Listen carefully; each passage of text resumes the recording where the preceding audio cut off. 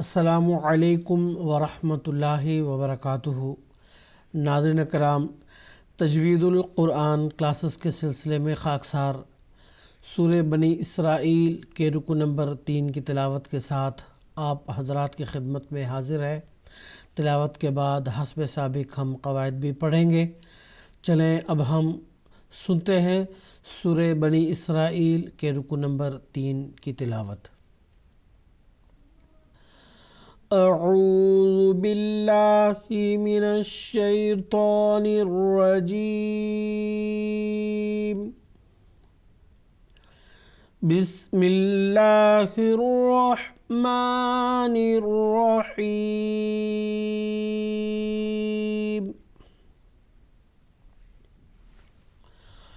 وَقَضَىٰ رَبُّكَ أَلَّا تَعْبُدُوا إِلَّا إِيَّاهُ وَبِالْوَالِدَيْنِ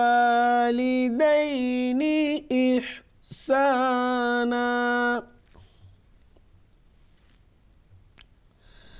إِمَّا يَبْلُغَنَّ عندك الكبر أحدهما أو كلاهما فلا تقل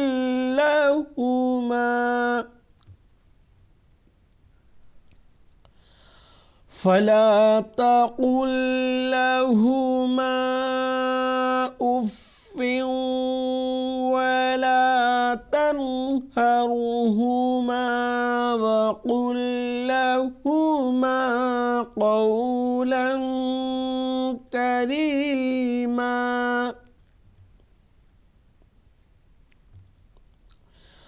واخفض لهما جناح الذل من الرحمة وقل رب ارحمهما كما ربياني صغيرا،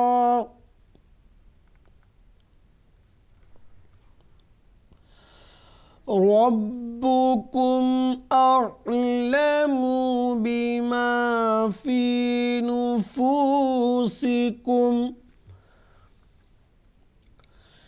إن تكونوا صالحين فإنه كان للأوابين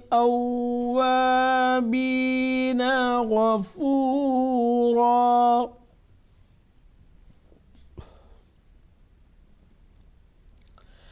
وآت ذا القربى حقه والمسكين وابن السبيل ولا تبذر تبذيرا،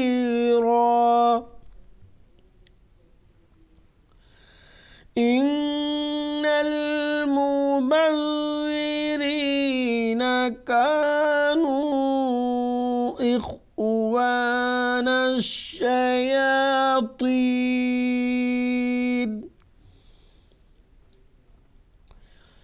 وكان الشيطان لربه كفورا،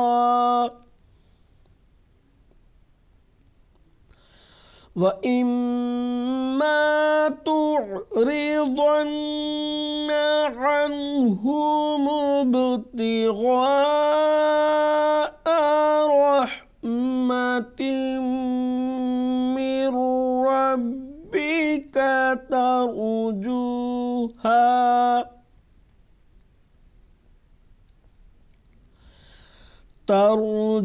ترجوها فقل لهم قولا ميسورا،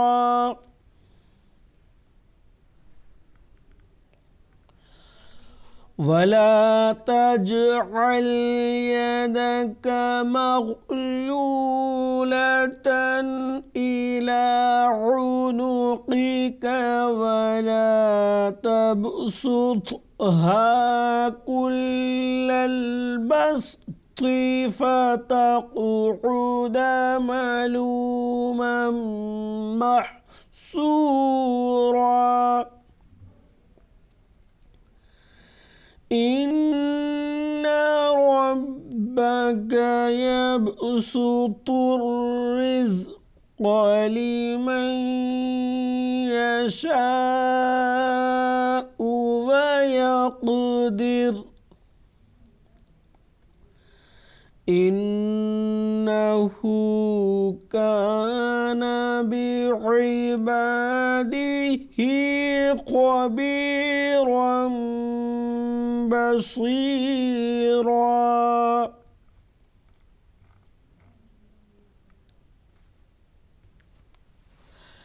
ناظرین کرام، اب تک آپ سورہ بنی اسرائیل کے رکوع نمبر 3 کی تلاوت سن رہے تھے۔ اب ہم اس رکوع کے پہلی آیت کے قواعد پڑھیں گے۔ سب سے پہلے وقضا، قاف اور ضاد دونوں حروف پر میں سے ہیں، تو دونوں کو گول پڑھیں گے، اور را یہ حرف اس پر زبر اور پیش آتا ہے تو اس کو پر پڑھنا ہوتا ہے، تو یہاں پہ اس کو پر پڑھیں گے۔ اللہ تعبدو میں یہاں پہ جو مد ہے، اس مد کو مد منفصل کہتے ہیں، تو اس کو ایک الف سے زائد کھینچ کر پڑھیں گے۔ اسی طرح اللہ میں بھی مد منفصل ہے، اس کو بھی ایک الف سے زائد کھینچ کر پڑھیں گے۔ ایاہ وبالوالدین احسانا، یہ یہاں پہ علامت وقف تا آیا ہے تو وقف کر دیا ہم نے، اور آخری حرف چونکہ اس پر دو زبر ہیں تو قاعدہ وقف کے مطابق اس کو ایک الف میں تبدیل کر کے پڑھیں گے، اس طریقے سے کہ احسانا، اس طرح سے۔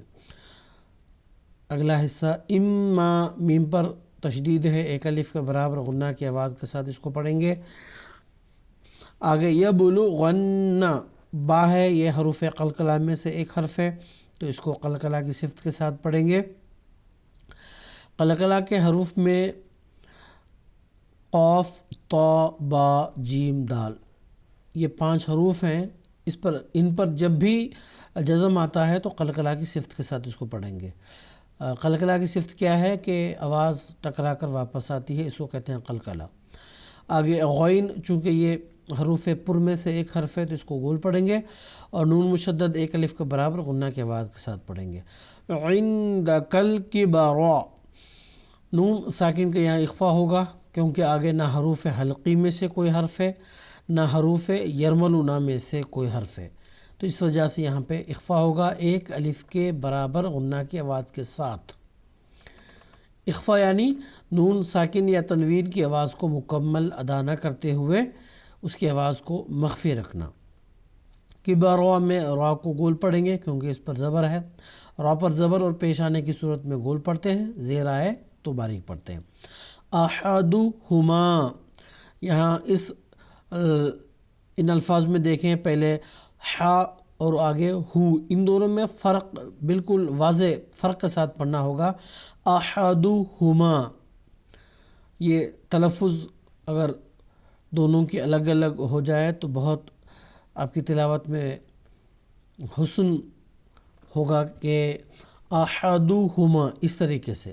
اگر دونوں کو احدہما پڑھیں گے تو سننے کے لیے اتنا اچھا نہیں رہے گا جس طرح سے آنا چاہیے، تلفظ کی جو آواز ہے جس طرح سے ہونی چاہیے، تو اس لیے ان دونوں حروف میں فرق ہونی چاہیے۔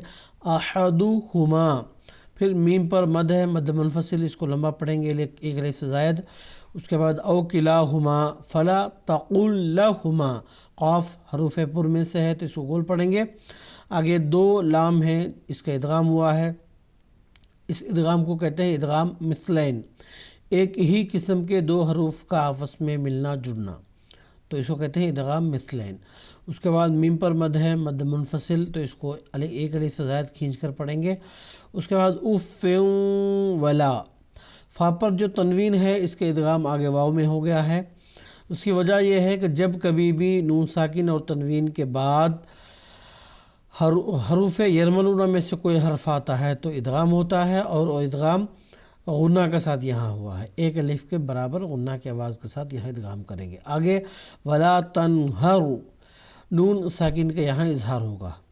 اظہار کا قاعدہ یہ ہے کہ پہلے کہتے ہیں اظہار اس کو کہ نون ساکن اور تنوین کی مکمل آواز کی ادائیگی کو اظہار کہتے ہیں، اور یہ ہوتا کب ہے؟ جب نون ساکن اور تنوین کے بعد حروف حلقی جو حمزہ، ہا، عین، حا، غین، خا 6 حروف ہیں، ان میں سے کوئی بھی حرف آئے نون ساکن اور تنوین کے بعد تب اظہار ہوتا ہے، اور یہاں پہ کسی قسم کے غنہ کی آواز نہیں ہوتی، تو یہاں اظہار ہوگا۔ آگے را ساکن جو ہے اس کو پر پڑھیں گے، کیونکہ اس سے پہلے حرف پر قاعدے کے مطابق زبر اور پیش آئے تو را جو ساکن والا ہے وہ پر ہوتا ہے، تو یہاں پہ ہا پر زبر ہے اس لیے را ساکن یہاں پہ پر ہوگا۔ آگے وقل لہما میں قاف حروف پر میں سے ہے تو اس کو پر یعنی گول پڑھیں گے۔ 2 لام کا یہاں ادغام ہو گیا ہے، پہلے بھی ذکر ہو چکا ہے کہ اس ادغام کو ادغام مثلین کہتے ہیں۔